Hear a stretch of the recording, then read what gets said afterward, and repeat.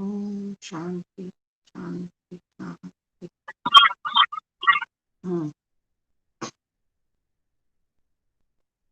चलिए आज हम लोग किरातार्जुनीयम के 12वें श्लोक को पढ़ेंगे। निरत्ययं साम न दानवर्जितं न भूरि दानं विरहय्य सत्क्रियां प्रवर्तते तस्य विशेषशालिनीं गुणानुरोधेन बिना न सत्क्रिया।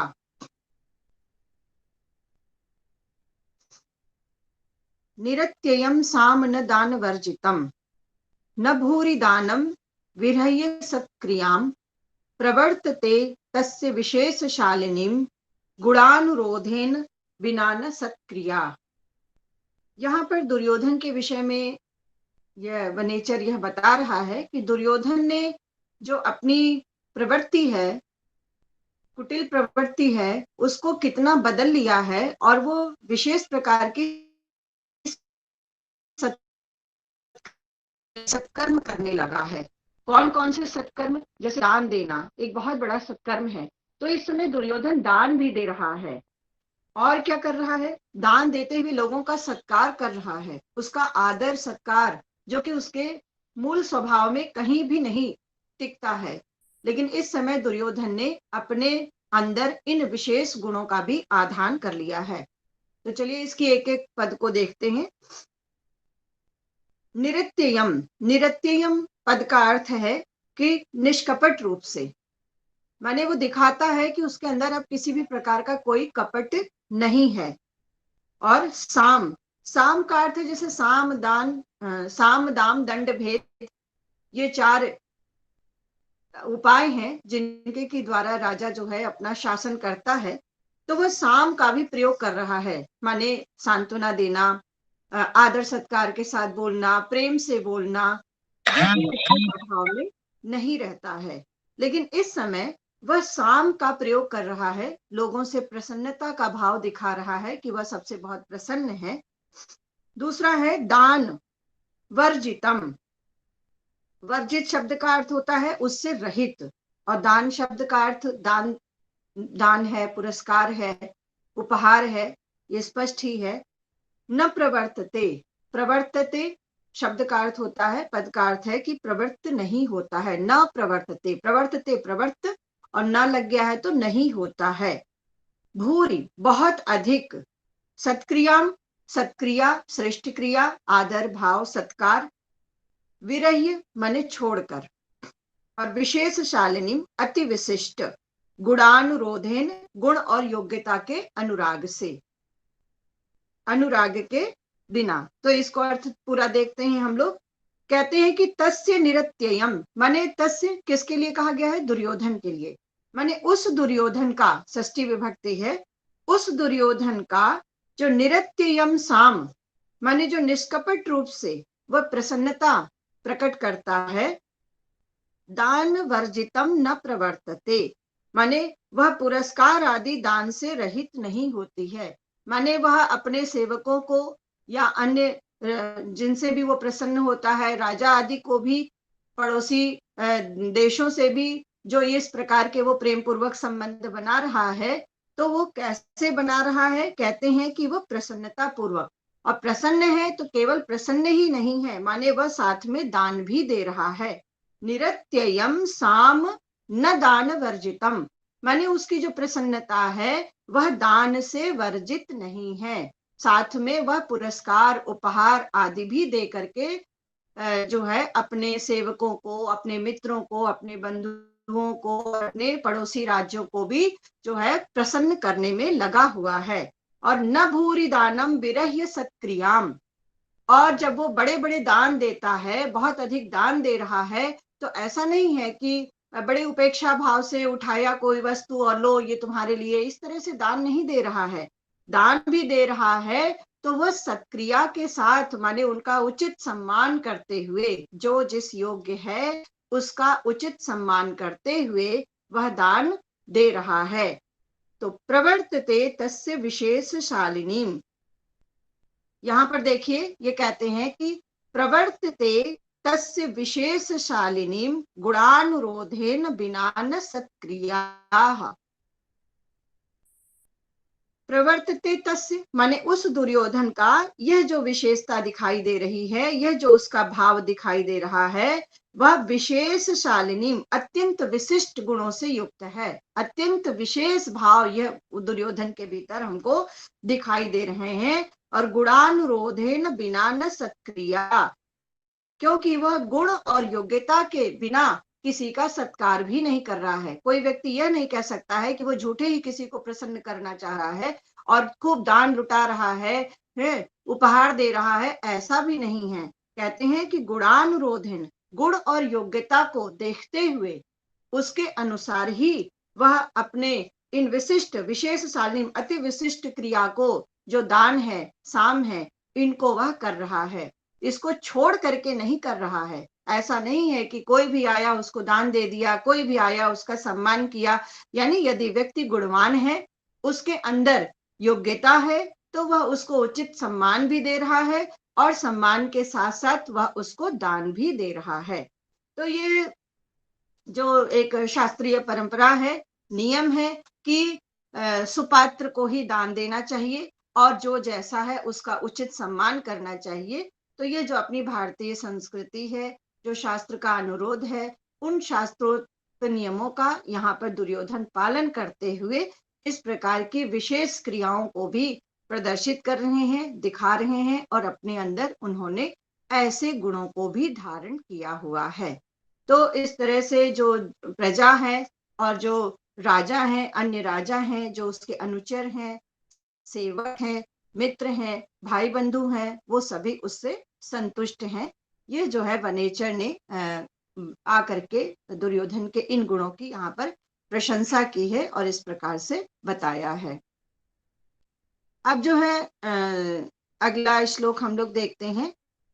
वसूनि वाञ्छन् वशी न मन्युना स्वधर्म इत्येव निवृत्त कारणः गुरूपदिष्टेन रिपौ सुतेऽपि वा निहन्ति दंडेन सधर्म विप्लवम्।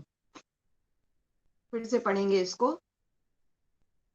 वसूनि वाञ्छन् वशी न मन्युना स्वधर्म इत्येव निवृत्त कारणः गुरूपदिष्टेन रिपौ सुतेऽपि वा निहन्ति दंडेन सधर्म विप्लवम्। अब यहाँ पर बता रहे हैं कि दुर्योधन ने अपने राज्य में दंड व्यवस्था, उचित दंड व्यवस्था लागू की है, कानून व्यवस्था लागू की है, जिससे कि धर्म के विषय में किसी भी प्रकार का विप्लव नहीं होता है। सामान्य प्रजाजन भी और अन्य लोग भी धर्म के मार्ग का उल्लंघन नहीं करते हैं।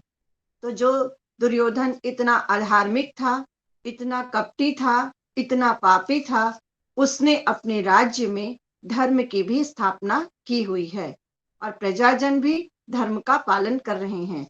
वह स्वयं भी धर्म के मार्ग पर इस समय चलता हुआ दिखाई दे रहा है। देखिए, दिखाई दे रहा है, यह बात इसलिए भी कही जा रही है कि हम लोग पिछले श्लोक में पढ़ चुके हैं कि वो दर्शयते शब्द से मतलब वो अपने में दिखा रहा है कि वो ये कर रहा है, ऐसा कर रहा है। यानी समस्त राष्ट्र को और अपनी प्रजा को अपने में अनुरक्त करना चाहता है और ये एक तरह से ये प्रजातंत्र के लक्षण दिखाई दे रहे हैं या प्रजातंत्र की बात हो रही है कि प्रजा खुश है, प्रजा प्रसन्न है। तो जो उसने अनीति पूर्वक यह राज्य जीता है, तो हो सकता है कि प्रजा उसकी मांग करे कि हमारे राजा बहुत अच्छे हैं।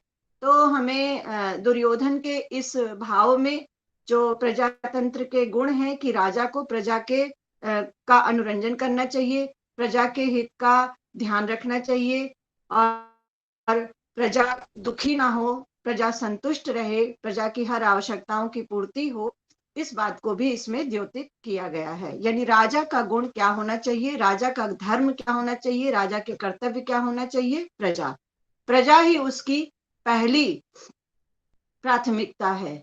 यदि प्रजा संतुष्ट नहीं है, प्रजा सुखी नहीं है, प्रजा उसके मत में चलने वाली नहीं है, तो वह राजा जो है उचित शासन नहीं कर रहा है, उस राजा का राज्य उचित नहीं है और वह धर्म का पालन नहीं कर रहा है। तो यहाँ पर देखिए, और राज्य कैसे टिकता है, राज्य जो है सुशासित, माने सुशासन होना चाहिए।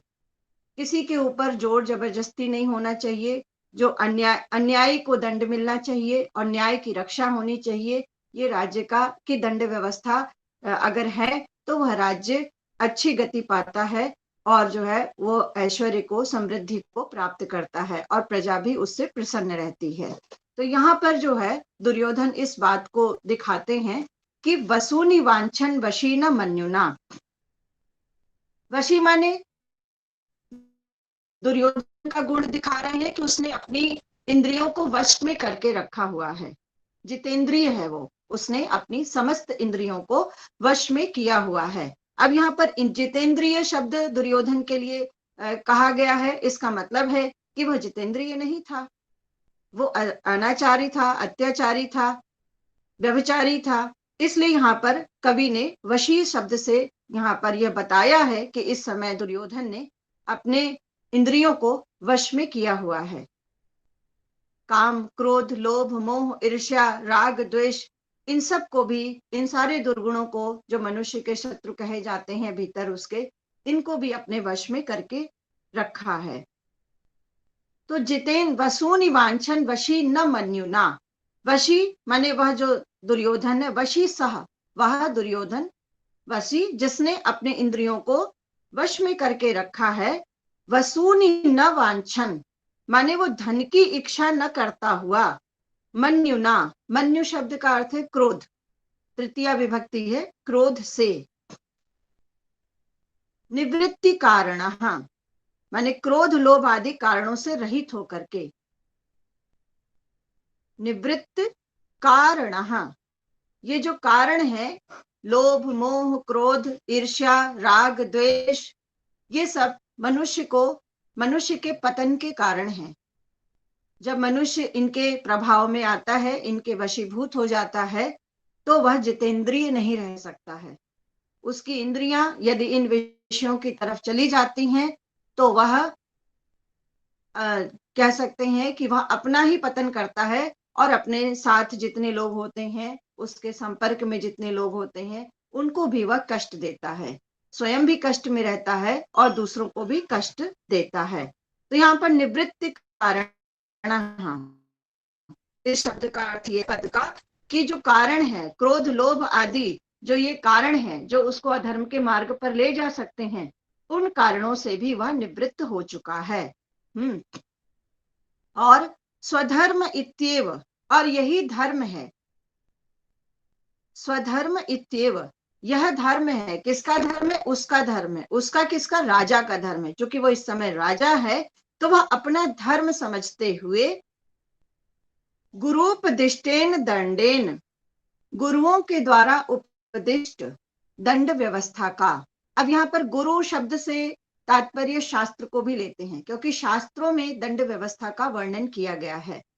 नीति शास्त्र है, चाणक्य का अर्थशास्त्र है, मनु के द्वारा निर्दिष्ट, उस समय मनुस्मृति की बात अधिक करते हैं। मनु ने जो भी सुशासन व्यवस्था लागू करने के लिए जितने भी नियम, कानून, मर्यादाएं बताई थी, धर्म के मार्ग बताए थे कि राजा को किस किन धर्मों का पालन करना चाहिए, तो यहाँ पर भारवी इस बात को बताना चाहते हैं कि वह गुरुपदिष्टेन माने मनु द्वारा निर्दिष्ट या शास्त्र के द्वारा निर्दिष्ट जो दंड की व्यवस्था है, जो राजदंड की व्यवस्था है, उसको लागू करते हुए रिपौ सुते पिवा, माने चाहे वह शत्रु पक्ष हो उसका, चाहे उसका पुत्र ही क्यों ना हो, पुत्र और शत्रु माने अपने और पराये में उसका भेद समाप्त हो गया है। अपने और पराये के भेद के बिना उसने निहंति दंडेन सधर्म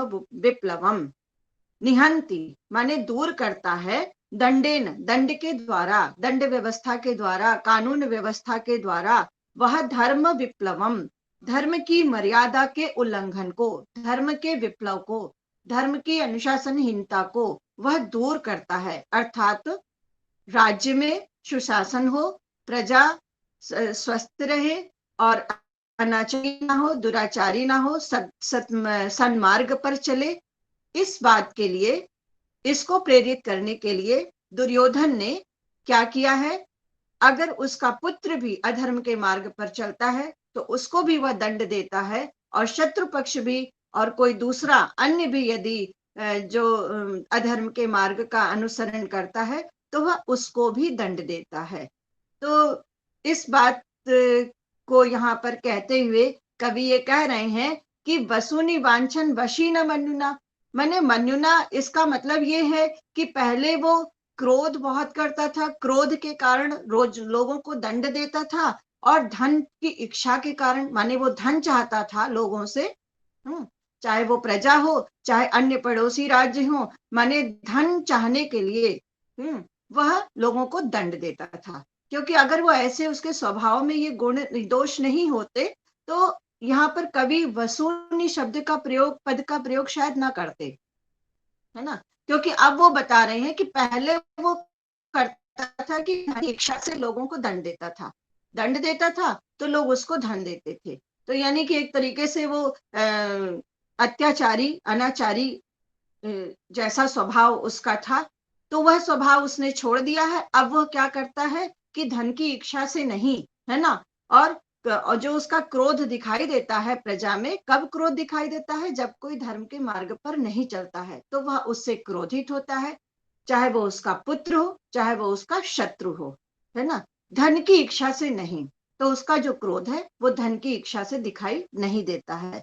तो इस बात से कवि का ये एक छुपा हुआ गुप्त संदेश हम कह सकते हैं कि जो दुर्योधन का स्वभाव था वह धन का लोभी था, वह धन चाहता था, और धन प्राप्त करने के लिए वो अनावश्यक लोगों को प्रताड़ित करता था और दंड देता था, जो कि इस समय वह नहीं कर रहा है ना।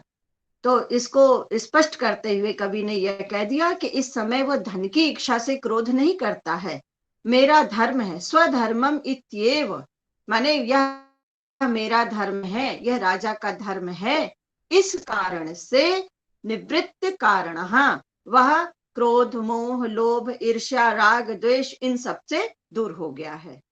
माने अब उसने अपने आप को एकदम सज्जन स्वस्थ सदाचारी मानसिकता वाला बना लिया है कि वह बड़ा ही श्रेष्ठ और उत्तम राजा है और प्रजा का रक्षक है, और वशी और समस्त इंद्रियों को, अपने इंद्रियों पर उसने विजय प्राप्त कर लिया है। अब इंद्रियां क्या है, हमारी कर्म इंद्रियां पांच पांच बताई गई हैं, और एक मन है। तो यानी वो मन से भी अब दूसरों के विषय में बुरा नहीं सोचता है या बुरा नहीं करता है, यह भी जो है इससे निर्दिष्ट होता है। दूसरा जो हमारी ज्ञानेंद्रियां हैं, कौन कौन सी हैं, 5 ज्ञानेंद्रियां हैं, जिसमें कि कान है, आंख है, मुख है। जैसे कानों से अब वो अच्छे शब्दों को सुनना, शास्त्रों को श्रवण करना। दूसरा नेत्रों से अच्छे चीजों को देखना, बुरे दृश्यों को ना देखना। मुख से किसी को अपशब्द ना कहना, अनावश्यक उल्टा सीधा दुर्वचन ना कहना।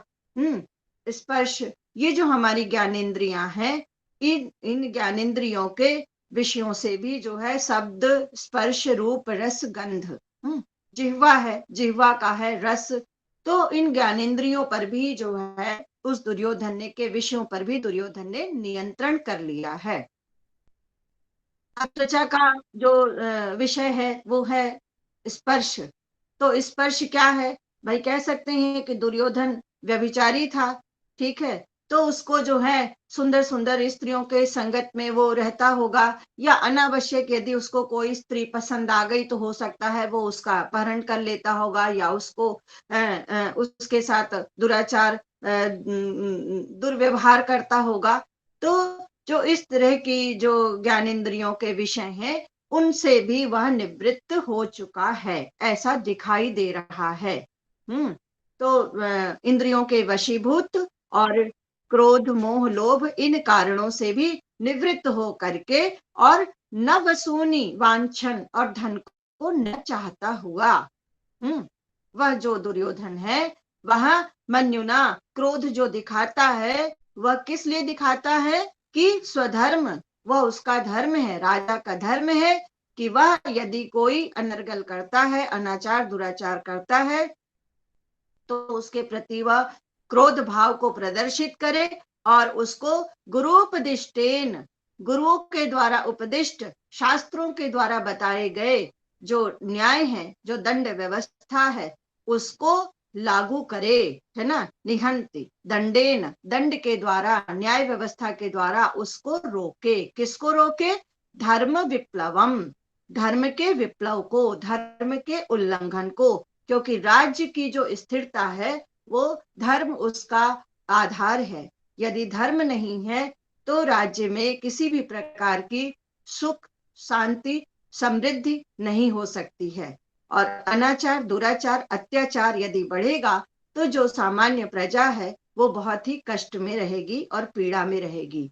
और इसके लिए उसने एक बात और अपने चरित्र में धारण की है कि रुपौ और सुते पिवा, चाहे वह शत्रु पक्ष का कोई व्यक्ति हो, अगर वो धर्म का उल्लंघन करता है तो वह उसको भी दंड व्यवस्था, उसके प्रति भी दंड व्यवस्था वही है।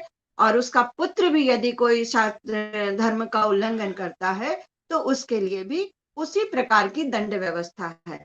यानी उसने दोनों के लिए दंड व्यवस्था भी समान रूप से रखी है। इसमें किसी भी प्रकार का व्यभिचार नहीं है। व्यभिचार का मतलब कोई अंतर नहीं है।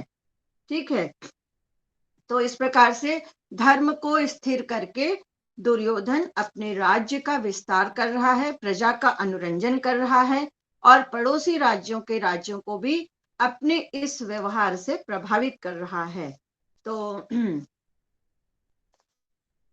अब आगे जो है किरात बताता है कि दुर्योधन ने और कौन कौन से गुणों को अपने भीतर धारण कर रखे हैं। जैसे इसमें हम लोग अगर देखें तो जितेंद्रिय, जैसा कि वशी से स्पष्ट हो ही चुका है यह शब्द। और जो वसूनी का अर्थ धन है। और लोकम दंडयति, जैसे इसका दुर्योधन जितेंद्रियत्वात् लोभ क्रोधादि वशेन न लोकम दंडयति, माने वो लोभ क्रोध आदि के वशीभूत होकर के प्रजा को ऐसे ही अनावश्यक दंड नहीं दे रहा है ना। केवल उसके मन में क्रोध आ गया, कोई भी सामने आया उसको दंडित किया, ऐसा नहीं है। तो ये बहुत ही अच्छी बात दुर्योधन के अंदर दिखाई दे रही है। क्योंकि उसने मनु आदि द्वारा निर्दिष्ट जो मनुस्मृति है उसके अंदर जो राज्य दंड की व्यवस्था बताई गई है वह उसका ही पक्षपात रहित होकर के पालन कर रहा है। माने शत्रु और मित्र के मध्य उसके अंदर कोई भी भेद अब नहीं रह गया है। यानी पहले भेद था। देखिए ये जितनी बातें दुर्योधन के विषय में किरात बता रहे हैं, माने अब वो नहीं कर रहा। अब वो नहीं कर रहा है कि मतलब पहले वो करता था। तो उसके अंदर ये सारी जो दोष थे वो सारे दोष अब उसके गुणों में धीरे धीरे परिवर्तित हो रहे हैं। और छंद इत्यादि के विषय में कहेंगे कि सभी में वही वंशस्थ छंद है जो हम लोग पहले ही पढ़ चुके हैं। तो अब आगे देखते हैं। विधाय रक्षान परितः परेतरान न शंकिताकार मुपैति शंकितः क्रियापवर्गेषु अनुजीविसात्कृताः कृतज्ञतामस्य वदन्ति संपदः। फिर से पढ़ेंगे इस श्लोक को। विधाय रक्षान परितः परेतरान न शंकिताकार मुपैति शंकितः क्रियापवर्गेषु अनुजीविसात्कृताः कृतज्ञतामस्य वदन्ति संपदः। अब यहाँ पर दुर्योधन के उस गुण को बताया गया है कि दुर्योधन क्या कर रहा है, दुर्योधन की गतिविधियां क्या हैं और उसके स्वभाव क्या हैं। ये जो बात है वह उसके राज्य में रहने वाले जो अनुजीवी हैं, जो उसके सेवक हैं, उन सेवकों को जो वह उपहार, सम्मान, संपत्तियां प्रदान करता है उसके द्वारा प्रकट होती है यह बात कि दुर्योधन का राज्य कितना सुंदर चल रहा है, उसके राज्य में कितना सुशासन है, सभी लोग स्वस्थ हैं, प्रसन्न हैं, आनंदित हैं। इस बात को यहाँ पर कह रहे हैं कवि लेकिन एक बात और भी बताने चाह रहे हैं कि शंकितः, ये बहुत ही महत्वपूर्ण पद है इस श्लोक का।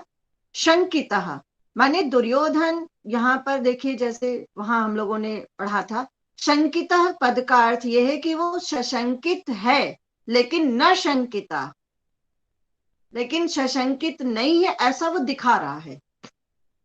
माने वो शंकित क्या है, जो उसके गुप्त शत्रु हैं, जो शत्रु, एक तो शत्रु वो होते हैं जो हमको सामने दिखाई देते हैं, और एक शत्रु वो होते हैं जो कि मित्र के समान रहते हैं लेकिन आपके गुप्त रूप से आपके शत्रु होते हैं, आपके वैरी होते हैं और आपको नुकसान पहुंचा जाते हैं, जिसको अगर हम लोग हिंदी की मुहावरे में कहें तो आस्तीन का सांप जिसको कहते हैं। ठीक है, ऐसा शत्रु जो छुपा हुआ है, जो आपको दिखाई नहीं देता है। तो दुर्योधन जो है परेतरान, परेतरान मतलब अपने स्वराष्ट्र में, अपने राज्य में जो गुप्त शत्रु है उसके वो, और पर माने जो दूसरे राष्ट्र में, जो पड़ोसी राज्य उसके और हैं, उन राज्यों में कितने उसके छुपे हुए शत्रु हैं, उन सभी शत्रुओं से कहते हैं कि सशंकित होता हुआ भी वह न शंकितम उपार न शंकिता कारमुपैति, माने वह सशंकित नहीं है, बड़ा निश्चिंत है, उसके मन में बड़ा प्रेम है, आदर है, सत्कार है, किसी से वो भयभीत नहीं है। इस प्रकार के भाव को जो है वो दिखा रहा है। देखिए, विधाय रक्षान परितः, एक एक पद का अर्थ देख लेते हैं। अशंकिता माने अविश्वस्त होकर के, अशंकिता माने जिसके अंदर कोई शंका नहीं है, विश्वस्त है वो, न शंकिता अशंकिता। परितः चारों ओर, चारों ओर किधर, सर्वत्र माने वह जिस राज्य का राजा है वहां और उसके आसपास जो भी राज्य हैं उन सभी राज्यों के विषय में। परेतरान, पर और इतर दो शब्द हैं यहाँ पर और इतर, परेतरान।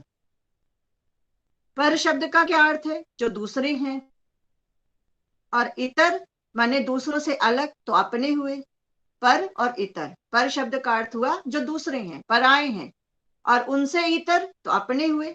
अगर दूसरे का विलोम देखें तो क्या होगा, अपना होगा, स्व होगा, पर का विलोम स्व होगा। तो जो दूसरे हैं यानी जो एक तो जो शत्रु पक्ष के लोग हैं, जो दूसरे हैं जिनको हम समझ ही रहे हैं कि ये दूसरे हैं या दूसरे राष्ट्रों के हैं, और दूसरा जो अपने ही हैं माने अपने आदमी हैं, बंधु हैं, अपने स्वराष्ट्र के हैं, अपने ही राष्ट्र के लोग हैं। तो कहते हैं इन दोनों के मध्य जो है रक्षान, रक्षकों को, एक एक पद का अर्थ देख रहे हैं पहले। रक्षान माने रक्षक, और गुप्तचर विधाय नियुक्त करके। अब दुर्योधन ने क्या किया है देखिए, विधाय रक्षान परितः परेतरान, माने उसने सशंकित रहता हुआ शत्रु, अपने गुप्त शत्रुओं से सशंकित रहता हुआ उस दुर्योधन ने क्या किया है कि सभी को यह दिखाते हुए कि उसके मन में कोई भय नहीं है, कोई शंका नहीं है, फिर भी उसने चारों तरफ रक्षान विधाय, अपने गुप्तचरों को, अपने सेवकों को और राज्य की रक्षा में लगे हुए अपने विश्वस्त पुरुषों को, व्यक्तियों को उसने नियुक्त कर रखा है। विधाय माने उसने नियुक्त करके रखा है, माने सभी लोग घूम घूम करके देखते रहें, और अगर कोई ऐसी हमारे विरुद्ध कोई गतिविधि होती है तो उसको बताएं। तो ये देखिए, गुप्तचरों की जो व्यवस्था है ये बहुत महत्वपूर्ण व्यवस्था होती है एक राजा के लिए, क्योंकि राजा एक स्थान पर बैठ करके सभी को नहीं देख सकता है, पूरे राज्य की, पूरे प्रजा की और एक एक व्यक्ति की गतिविधियों को नहीं देख सकता है। तो मनु के द्वारा निर्दिष्ट राज्य व्यवस्था में ये जो गुप्तचर होते हैं ये राजा की आंखें होती हैं। गुप्तचर, इसलिए गुप्तचर बड़े ही विश्वसनीय होने चाहिए, और गुप्तचर यदि राजा को धोखा दे दे, जो कि हम लोग अभी पिछले श्लोक में पढ़ चुके हैं, तो यदि गुप्तचर भय के कारण या लोभ के कारण राजा को सही संकेत नहीं देता है, सही बात नहीं बताता है, तो राजा जो है उस अनुसार व्यवस्था नहीं कर पाता है, जिससे राज्य भी नष्ट हो जाता है, राज्य की मर्यादाएं भी नष्ट हो जाती हैं। तो यहाँ इसी बात को कह रहे हैं कि शंकितः स्वयं जो है विश्वास में अविश्वस्त होकर के या सशंकित होकर के उस दुर्योधन ने परितः चारों तरफ अपने राष्ट्र में और पड़ोसी राज्यों में भी सभी जगह उसने अपने जो विश्वस्त हैं उन रक्षकों को, उन गुप्तचरों को उसने नियुक्त करके रखा है। और न शंकितम उकार मुपैति, और अपने आप को ऐसा दिखाता है, ऐसा आवरण उसने अपने ऐसा मुखौटा लगाया है कि लोगों को सामने वो ऐसा प्रकट करता है कि मैं एकदम निशंक हूँ, मैं एकदम विश्वस्त हूँ, मैं एकदम निश्चिंत हूँ कि मेरे राज्य में मेरा कोई शत्रु नहीं है और पड़ोसी राज्य में भी मेरा कोई शत्रु नहीं है। देखिए, ये कूटनीति और राजनीति की ये बहुत बड़ा महत्वपूर्ण तत्व है, गुप्तचर व्यवस्था। और दूसरी यह है कि डरा हुआ होने पर भी दूसरे को डरा हुआ न दिखाना, क्योंकि जब अगला व्यक्ति देख लेता है कि यह तो डरा हुआ है, तो डर से आधी शक्ति तो मनुष्य की वैसे ही कमजोर हो जाती है। तो यदि राजा दूसरे राज्य को या अपने लोगों के मध्य ये दिखाएगा कि मैं डरा हुआ हूं, तो वो प्रजा की क्या रक्षा करेगा और प्रजा का विश्वास भी उससे फिर टूटने लगेगा। तो इसलिए बड़े बड़े विप्लव, धर्म संकट आने पर भी राजा को बड़ा दृढ़ रहना पड़ता है और अपने आप को बड़ा मजबूत दिखाना पड़ता है। अंदर से वो कितना भी भयभीत हो, लेकिन उसको अपनी आकार प्रकार से और अपनी वाणी से, अपने वचनों से उसको एकदम निर्भयता प्रकट करनी पड़ती है कि कोई किसी भी बात का कोई डर नहीं है, कोई घबराहट नहीं है। आज भी हम लोग अपने इस प्रजातंत्र में भी देखते हैं कि जब किसी भी प्रकार का विप्लव आता है, चाहे वो सामाजिक हो या राजनैतिक हो या विदेशी हो, चाहे आतंकवाद का मुद्दा हो या जो कोई भी हो, तो देखिए जो हमारे जो प्रधानमंत्री हैं या मुख्यमंत्री हैं, जिनका ये दायित्व है, रक्षा मंत्री हैं, उनके चेहरे पर यदि भय देख लेंगे तो क्या प्रजा संतुष्ट रहेगी? प्रजा तो और भी भयभीत हो जाएगी।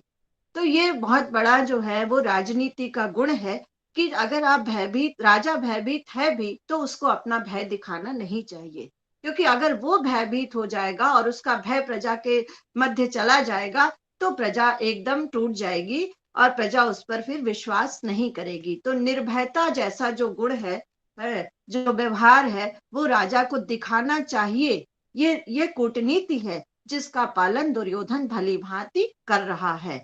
और क्या है? क्रियापवर्गेषु अनुजीवी सात्कृताः कृतज्ञतामस्य वदन्ति संपदः। क्रियापवर्गेषु, अपवर्ग माने समाप्ति होने पर, है ना? जैसे ये होते हैं, अपवर्ग का अर्थ मोक्ष भी होता है, मोक्ष का मतलब मुक्ति, समाप्ति।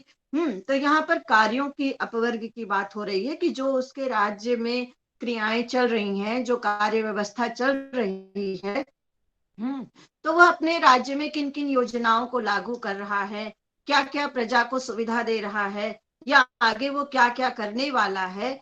तो उसके जो कार्य हैं, जो उसकी योजनाएं हैं, वो पूर्व में नहीं पता चलती हैं। कब पता चलती हैं? जब क्रिया के समाप्त होने पर अनुजीवी सात कृताः, जो उसके अनुजीवी हैं, सेवक हैं, अनुचर हैं, गुप्तचर हैं, या उस कार्य में संलग्न जो लोग हैं, उनको सात्कृताः, जब वो सत्कृत होते हैं, माने जब उनको संपदाएं, और संपदा माने संपत्तियों के द्वारा, उपहार के द्वारा, सम्मान के द्वारा, जब वो सत्कृत होते हैं, सत्कार युक्त होते हैं, और जब वो सत्कार युक्त होते हैं माने जब उनका आदर सत्कार और उनको प्रचुर मात्रा में धन आदि उपहार दिया जाता है, तो वह जो अनुजीवी हैं वही कृतज्ञताम अस्य वदन्ति। अस्य माने इस दुर्योधन की, इस दुर्योधन की के प्रति कृतज्ञता को प्रकट करते हैं, है ना? वदंती माने बोलते हैं, तो कृतज्ञता जो है बोलकर प्रकट की जाती है, कि भाई हमारे राजा बहुत अच्छे हैं, इन्होंने हमारे लिए देखिए इतना किया है, इस प्रकार से। तो उसके राज्य में क्या व्यवस्थाएं चल रही हैं, क्या योजनाएं चल रही हैं, ये योजनाएं तब पता चलती हैं सामान्य लोगों को जब उस कार्यों की समाप्ति हो जाती है, और समाप्त होने पर, उनसे संतुष्ट होने पर, वह दुर्योधन उन लोगों को जो उस कार्य में संलग्न थे उनको प्रचुर मात्रा में धन संपत्तियां प्रदान करके उनको उनका सत्कार करता है, जिसके कारण वह स्वयं ही घूम घूम करके अपने राजा का जो है गुणगान करते हैं, उनके प्रति कृतज्ञता ज्ञापित करते हैं। तो इस प्रकार से अब दुर्योधन स्वयं अपना गुणगान अपने मुंह से नहीं करता है। यह भी एक बात जो है यहाँ पर भारवी कहना चाहते हैं कि जो उसके अंदर जो है, हमारे यहाँ नायक 3 प्रकार के होते हैं, धीरोदात्त, धीरोदात्त, धीर ललित, धीर प्रशांत, धीरोधत्त। तो जो दुर्योधन धीरोधत्त प्रकृति का नायक था, माने कि वो आत्म प्रशंसी था, आत्मश्लाघा करता था, और अभिमान करता था, तो वो धीरे धीरे किस प्रकृति की ओर मुड़ रहा है? अब उदात्त प्रकृति की ओर मुड़ रहा है। यानी वो अपनी प्रशंसा अब खुद नहीं करता है, अब उसकी प्रशंसा कौन करते हैं? उसके अनुजीवी करते हैं, उसके सेवक करते हैं, उसके गुप्तचर करते हैं, और उसके कार्य में लगाए हुए अन्य राज्य के कर्मचारी करते हैं। किस प्रकार से करते हैं? क्यों? क्योंकि जब वो कार्य करके आते हैं सफलता पूर्वक, तो राजा उनको प्रचुर मात्रा में धन भी देता है और साथ में उनका सत्कार भी करता है ना। तो जब सत्कार और धन उपहार दोनों जब उनको प्राप्त होती हैं, तो वह जो अनुचर हैं, सेवक हैं, वो बहुत ही कृतज्ञ होते हैं, राजा से बहुत प्रसन्न होते हैं। तो वह राजा के प्रति अपनी कृतज्ञता ज्ञापित करते हैं, घूम घूम करके सबसे बताते हैं, प्रचार करते हैं। तो इस तरह से दुर्योधन अपने सुशासन का भी प्रचार कर रहा है और लोगों के मन में अपने प्रति सम्मान का भाव भी जागृत कर रहा है, प्रेम का भाव भी जागृत कर रहा है। तो ये बहुत ही सुंदर जो है ढंग से कवि ने दुर्योधन के इन जो उसके अंदर दोष थे, उन दोषों को छुपा करके कैसे दुर्योधन गुणों को प्रदर्शित कर रहा है, इस भाव को यहाँ पर प्रकट करने का प्रयास किया है। तो अब आज जो है, अभी हम लोग यहाँ पर इसको रोकते हैं और इसके बाद जो है वो आगे पढ़ेंगे।